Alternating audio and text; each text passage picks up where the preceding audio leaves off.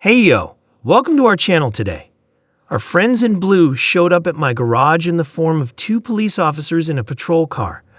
I secretly watched them from my place under the lift. It was unusual to see such happy police officers. Their faces became more serious as they approached me. They confirmed my identity and said they had bad news for me. Something happened to my wife in our house, and she was in the hospital, but they couldn't go into detail. I tried to leave right away, but they stopped me, wanting some answers. "Can you explain where you have been for the last 3 hours, sir?" asked one of the officers. "Yes, officer, I've been here all day. Just ask my two mechanics," I replied. "Sorry, I actually snuck out for 10 minutes around 11 o'clock a.m. to get us coffee." One of the policemen came over to chat with Mike and Pete. Another wrote down which coffee shop I was at. "Can you show me your car, sir?" he asked. "Of course, my truck is outside." I took him outside to my pride and joy, the thorough-back bastard.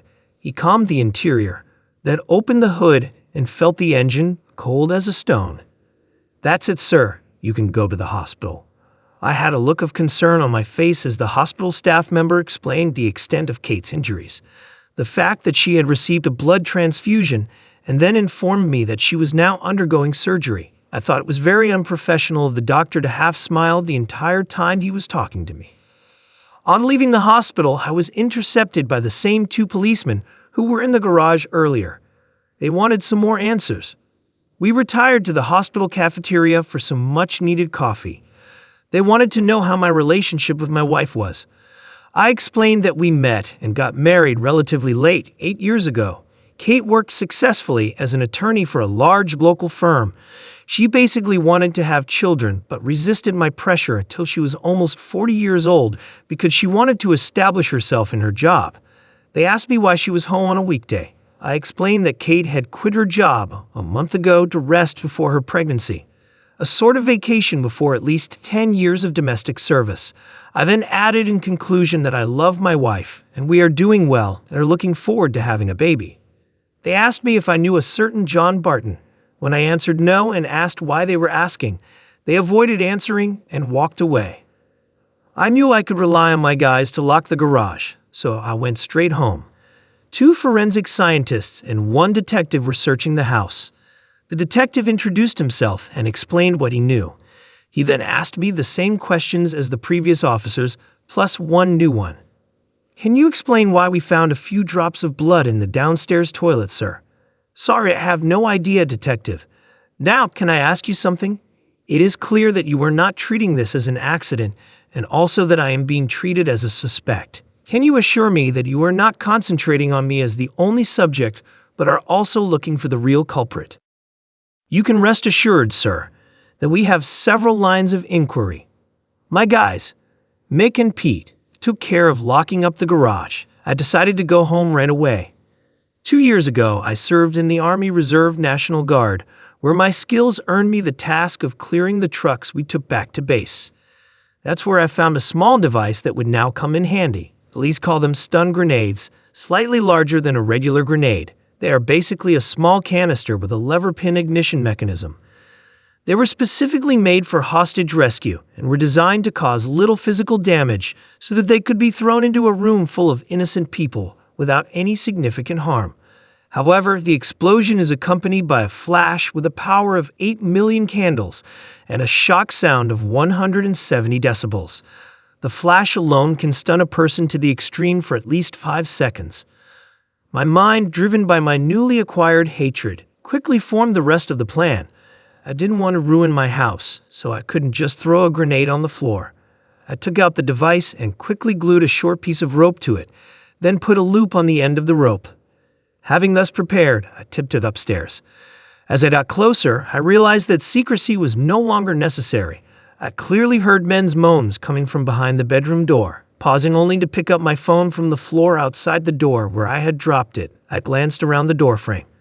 It was heard that the second round of sex was in full swing. My wife satisfied her lover by caressing his manhood below the waist. Having mentally rehearsed the sequence of events I had decided to do, I took a deep breath and took action. One step into the room, looped the end of the rope around the hook on the bottom of the light fixture, leaving the device hanging halfway to the floor. Pull out the pin, Put it in your pocket and walk out the door again, pressing your fingers tightly to your ears and closing your eyes tightly. Even with my precautions, the effect was amazing. I clearly felt the shockwave and the bright reflected light through my eyelids. Following the plan, I jumped into the room again, ready for action. This time it was my turn to be surprised. I don't know exactly what I expected to see, but it was nothing like the scene that appeared before me. Mr. Anonymous was lying on his back on the bed, and his manhood below the waist was clearly damaged. Either nature was extremely unkind to him, or something was missing. Kate lay on her back on the floor, her eyes blank, her mouth opening and closing like a fish out of water. Confused, I went back into the hall to think. My thoughts were soon interrupted by two unholy screams from the bedroom, followed by various bangs and slamming doors. I began to realize that I was in deep shit. My plan had failed once again. I peered around the door frame at the scene of carnage. The guy rolled out of bed and curled up on the floor, holding his groin, screeching like a banshee. Kate was nowhere to be seen, but apparently she was in the bathroom. We needed to remove the evidence. I returned to the room, looked around, and quickly found the detonator mechanism for the device. Adding it to the rope, I couldn't find anything else, so I concluded that everything else had been destroyed. I headed to the bathroom very carefully. Kate was on her knees, vomiting into the toilet. I had no desire to go and help her. I just didn't care anymore. On my way to the door, I noticed something on the floor. I picked up a piece of flesh. It was warm and soft and resembled the tip of a tongue. On the way to the front door, I went into the toilet on the first floor and flushed it. They wouldn't sew it back on. Trying not to squeal the tires, I rushed down the street, once again glad that we lived so far from the neighboring houses. Halfway to the garage, I dumped my pockets into a roadside trash can. 10 minutes later, I was back in the small garage that I called work. I called Pete and Mike, two dirty, oil-stained guys who I call my employees and friends. They hurried to me, seeing that I was alarmed. "Guys, I need you to be my alibi for the last 45 minutes. What do you say?" I asked. "Of course, boss," was heard almost simultaneously. "Well, before you agree so quickly, I must tell you that what I did is very serious. Once I explain to you what it is, you may not be so quick to answer." "I don't know what I'll be charged with, but it could mean jail time," I added. Before explaining this to them, I went into my office and threw on my dirty old overalls. I then walked over to the trash can and grabbed an oily rag, rubbing it into my face and hands. I didn't know when the police would show up here, but I expected them. The guys looked at me a little stunned. I briefly told them about recent events. Mike was the first to break. He tried to hold on for a good 15 seconds and then burst out laughing.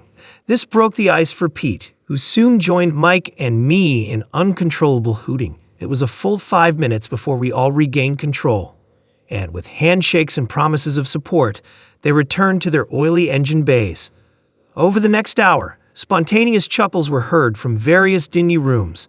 My wife Kate was about to reap the reward she deserved for keeping her distance from my lowly friends in the past.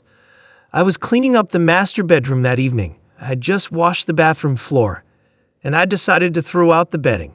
I made a mental note to buy a new rug for the bedroom. Torn curtains would also have to be removed. I tried to stay busy, avoiding thoughts.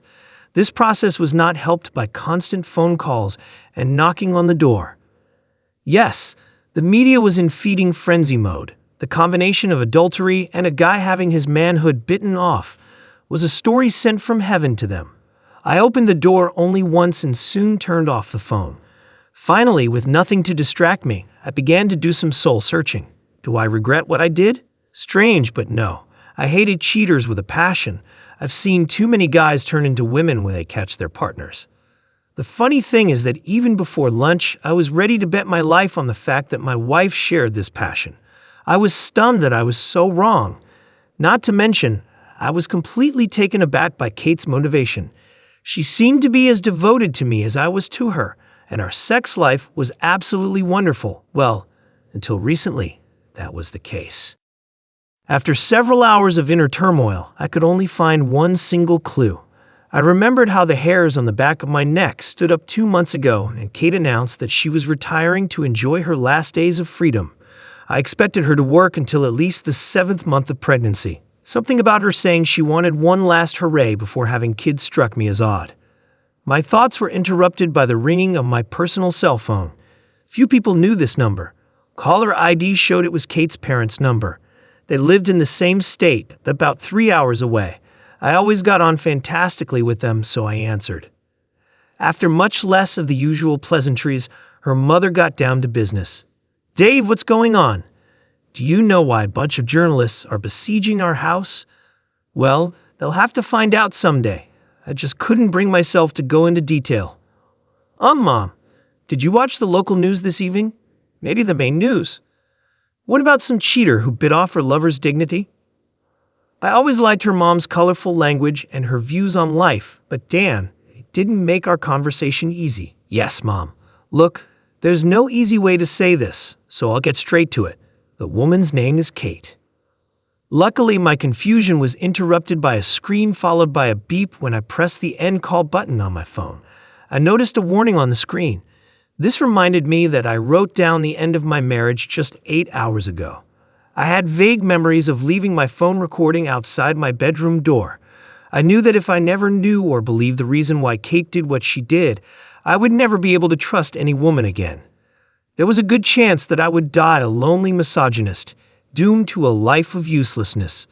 With desperate hope, I started playing the video. I already knew what it was showing. The pain was too fresh to relive the scene. I opened my eyes just as I put the phone on the floor. Without a visual representation, just a view of the hall ceiling, I had to imagine Mr. and Mrs. Adultery lying side by side on the bed. I couldn't hear the sound clearly, so I downloaded the file to my computer and ran it through an amplifier. This is an important part of their conversation. "Wow, Kate, it was fantastic. Last week has been great, actually. Does this really have to end today? My offer still stands. Just give me your word, and I will divorce Sarah and marry you." "Well, yes, it looks like it will work. A great start to a marriage with a guy who left his wife and kids. No, and I love Dave too much to hurt him like that. In addition, he is a great husband and will be a good father. After today, I will be Mrs. Goody-Goody, housewife. At least until the youngest of our children starts school. You can't love him that much. It's not him lying here next to you." "No, you're mistaken. I love him very much. The moment I met him, I knew he was my only soulmate. I will never meet another. We are very much in tune sexually. I'm happy that I have such a good man who spoils me and will nurse me when I get a big belly from his 2 or 3 babies. No, I want nothing more than to die in his arms, surrounded by our grandchildren." Well, that was a great speech, but it begs the obvious question. Why are you with me now? At least Kate had the humanity to think about it. There was silence for a good half a minute. I guess I just missed the past. I didn't get married until I was 31 and was a bit of a wild girl. I missed just walking into a bar and getting attention from all kinds of guys, the thrill of leading a guy forward, and then impulsively deciding whether he gets what he wants or not. Lately, Dave has been deer hunting with his buddies every other weekend. 3 weekends ago, I decided to take a trip down memory lane and check out a bar. This resulted in one night that was okay but unsatisfying. Then last Saturday, I happened to walk into the bar you were at, and here we are. God, you're so cold, Kate. Just consider this the last hurrah. Anyway, what are you complaining about? Come here. I said it had to end today. I didn't say it had to end right now. I turned off the sound. At least now I knew that I was a good lover and husband. The problem wasn't me. The following days passed in complete disappointment. 2 days later, the reporters demobilized and left my quiet street. The hospital administrator called me and said that Kate would like some pajamas. I missed this one. She will have to put up with these humiliating hospital gowns. 2 days later, her father called me. He apologized for his daughter's behavior and expressed hope that I would keep in touch with him. To try to sweeten the deal, he reminded me that he has another daughter and she was recently divorced. Sorry, Dad, it's just too weird. 4 days after this event, he was shown on the news again. Mr. Not-So-Big-Dick has been released from the hospital. Journalists dug up something and exposed him as a serial cheater. So it was with some pleasure that they announced that although the surgeons had succeeded in sewing his manhood back together, it was very unlikely that it would achieve any of its intended functions. At the end of that week, I received an unexpected visitor. Mrs. Barton, or Sarah, as she insisted I call her, was a pretty lady with sad eyes. She told me that she had heard rumors that I might have some evidence that could help her in her divorce case. I explained that maybe it was true, but I couldn't admit it without exposing myself. She understood everything and was very apologetic for asking. I told her that I thought there was such an abundance of circumstantial evidence that she wouldn't need what I had. If this turns out to be wrong, I will persuade her to return and perhaps change her mind, she said. There was such sadness in her that I felt sorry for her. Pulling out the video file, I played her only in the aftermath of the big explosion. The shock of her husband's screams made her cower at first, but she soon pulled herself together. Suffice it to say that she was not very sad when she left. Being the helpful guy that I am, I invited her to come pick me up when the sadness returned. Oh yeah, that wasn't the last time I saw Sarah Barton. The last visitor I received was probably the strangest. On Saturday, I answered the door to the detective I had spoken to at the house on the day of the big event.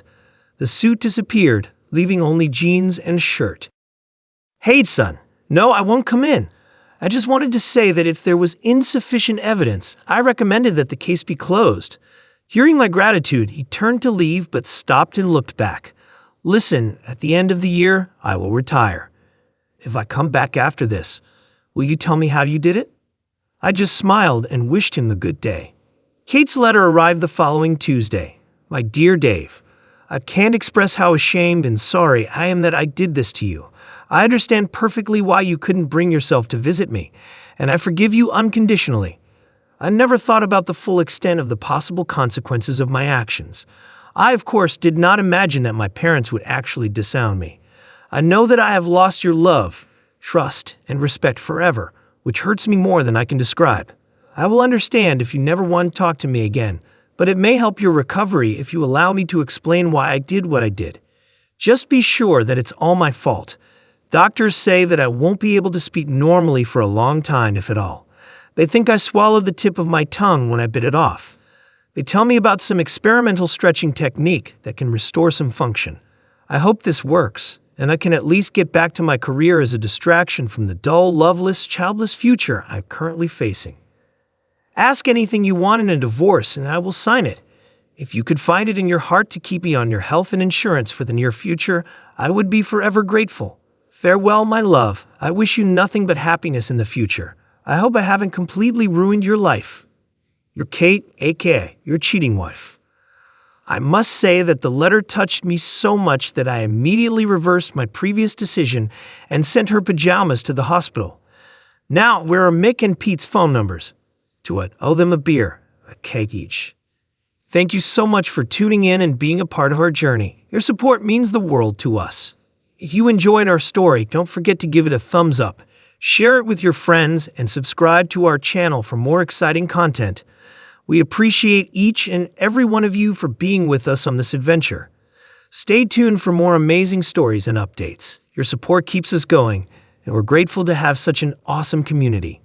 Thank you, and see you in the next video.